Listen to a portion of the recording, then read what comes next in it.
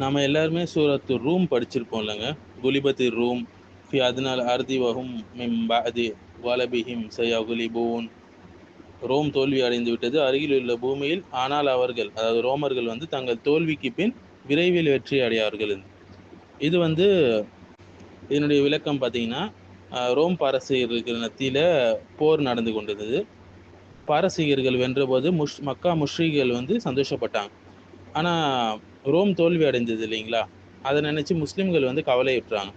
ஏனென்றால் ரோமர்கள் வந்து அஹ்லுல் கிதாப், புத்தகத்தை உடையவர்கள், வேதத்தை உடையவர்கள்.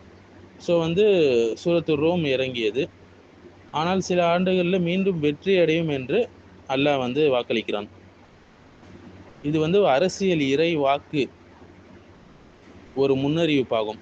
ஏனென்றால் இது உலகளாவிய நிலவரத்தை முஸ்லிம்கள் எப்படி பார்க்க வேண்டும் என்பதை எடுத்து காட்டக்கூடியதாக இருக்கு. ஸோ இஸ்லாமிய அரசியல் விழிப்புணர்வை பற்றி இது பேசுகிறதுங்க.